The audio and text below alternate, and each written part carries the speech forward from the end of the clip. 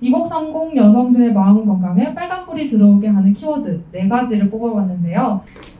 네, 첫 번째 키워드는 가정불화입니다. 생활하다 보면 아주 사소한 것에서부터 서운함이 생기기 마련인데 자녀분들이 좀 어렵긴 하지만 계기를 봐서 어떤 부분에 있어서 이렇게 이야기하셨을 때 좀 섭섭했습니다. 다르게 얘기해 주셨으면. 저희 그렇다면 바로 두 번째 키워드로 넘어가 보도록 할까요? 네, 두 번째 키워드 안전불안입니다. 편안해야 할 일상생활에 은은한 불안함이 늘 도사리거든요. 이제 편안해야 할 일상생활, 내 집이 불안함이 도사리기 시작한 것은 바로 불법 촬영에 대한 위협이었습니다. 불법 촬영 외에도 개인 사진을 SNS에 올리는 일 또한 범죄 피해 노출을 걱정해야 하고, 제가 이제 엠번방 추적 이후에 언론 인터뷰를 하루에 10개 이렇게씩 다니기도 했었습니다. 혹시라도 누군가 날 알아보지 않을까 하는 그런 불안한 마음으로 살다 보니까 언론 인터뷰를 하다가도 갑자기 눈물이 주르륵 이렇게 나올 때가 있는 거예요. 그래서 내가 지금 마음이 건강하지가 않구나라고 이제 느끼고, 그 당시에 이제 병원을 찾아서 심리 상담을 한 10회차의 상담을 이제 받으면서 명상하는 법도 배우고, 좀 내 마음을 이제 내 불안을 증폭시키는 걱정을 좀 다스리는 법들을 배우면서 그래도 점차 회복해 나가는 과정을. 네, 하루빨리 안전에 대한 불안감이 해소되어서 조금 마음 편하게 살 수 있는 세상이 왔으면 좋겠습니다. 네, 이번 키워드는 섭식장애입니다. 오늘 참석해 주신 분들께서도 비슷한 경험을 가지신 분들이 계실 수도 있을 것 같아요. 사실 다이어트라는 것은 누구에게나 경험해 볼 수 있는 사안이라고 생각하기 때문에 그에 대해서도 편안히 얘기를 올려주시면 좋을 것 같아요. 약국에 이제 오시는 손님들이 굉장히 많은데, 그 중에서 가장 좀 많이 오셨던 분들, 꾸준히 오셨던 분들이 다이어트 약 처방받는 분들이셨습니다. 그래서 이제 좀 의아했던 게, 약국 알바 이제 초기에는 너무 이제 마르셨는데 너무 날씬하신데 왜 이 약을 드시지? 하고 이제 약사님께 물어보니까 이제 그렇다. 이 약을 끊으면 이제 다시 살이 찔까 하는 불안함 때문에 이제 끊지 못한다라고 말씀을 해주시더라고요. 우리 사회가 여성에게 강요하는 날씬함, 마름, 이게 예쁜 거다라는 그런 좀 강요가 이렇게 여성들을 만든 것 같아서 이 문화를 정말 좀 바뀌어야 하지 않을까 하는 그런 좀 마음을 가지고 있습니다. 네, 네 번째 키워드, 생물학적 특성입니다.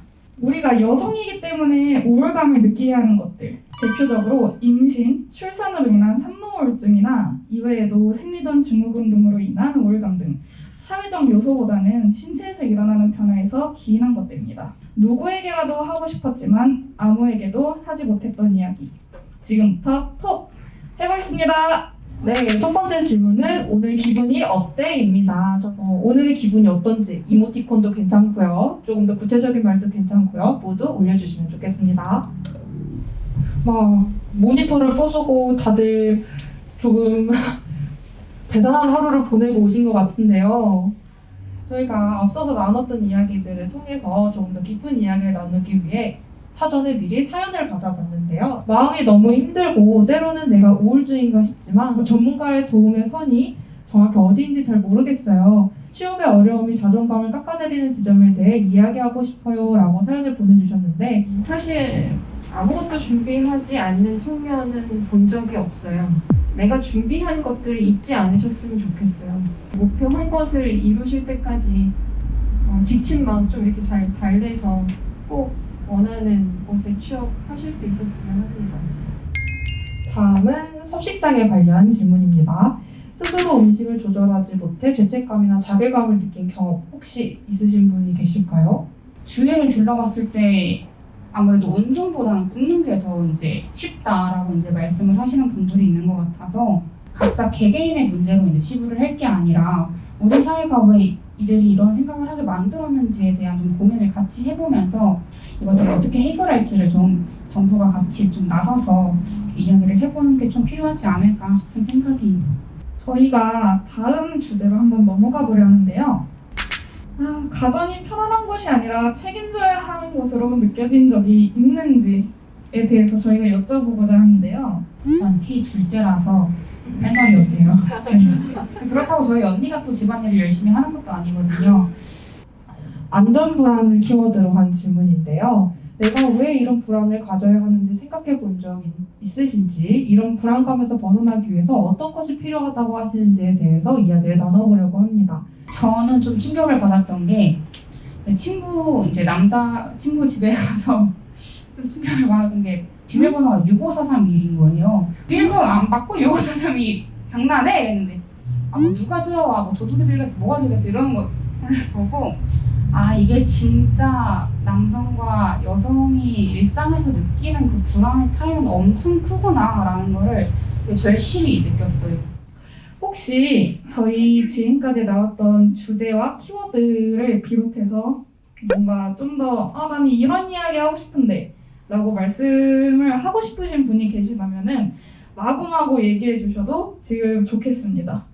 제가 여기 나와서 가장 하고 싶었던 건 다들 괜찮다라는 거. 어떤 일을 겪었어도 괜찮고 이게 한순간에 인생이 무너지는 게 아니고, 그러니까 뭔가 여러분들에게 이런 관련 일이든 다른 좀 더 피해가 트라우마가 될 수 있는 일이든 뭔가 있었을 때 너무 거기에 매몰되지 않고 이게 내 인생이라는 소설에서 하나의 챕터 정도 된다라고 생각하시고 넘어갈 수 있었으면 좋겠어요.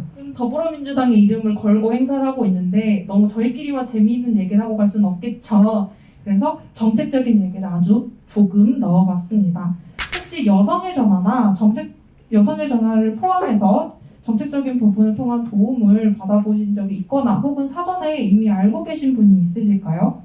성범죄 피해를 이제 겪으셨을 때 주위에 굉장히 도움을 줄 수 있는 단체가 많이 있거든요. 뭐 해바라기 센터나 각 지역의 여성의 전화나 뭐 한국성폭력 상담소, 뭐 디지털 성범죄 피해의 경우 뭐 디지털 성범죄 피해자 지원센터도 있고, 이런 정책이 있음을 알리는 게 또 우리의 역할이 아닐까 싶은 생각이 들고, 이게 정말 각자 개개인의 고민이 아니라 우리 사회가 같이 해결해 나가야 할 문제라는 것들도 이 시간을 통해서 다시 한번 확인을 할 수 있었던 것 같아서 너무 이제 귀중한 시간이었고, 정말 이걸 위해서 우리가 같이 해결을 해나가는 그런 사회 구성원 공동체로서 같이 그 변화의 발걸음을 같이 걸어갈 수 있었으면 좋겠습니다. 오늘 함께 할 수 있어서 정말 영광이었습니다. 감사합니다. 네, 오늘이 시작인데 끝은 아니라고 생각하고 싶습니다. 오늘 이 자리를 시작으로 또 여력이 되시는 만큼 준비해 주시면 마음건강 관련해서는 얼마든지 함께 할 수 있는 마음은 준비되어 있으니까요. 각자의 있는 자리에서 행복을 느낄 수 있도록 하루하루 각오를 새롭게 하셔서 또 다음에 만날 때 또 뭔가 즐거운 일도 이야기를 좀 나눌 수 있었던 시간이 이어지기를 바랍니다. 오늘 처음 만나뵙게 돼서 반갑고요. 또 뵙기를 기대하겠습니다.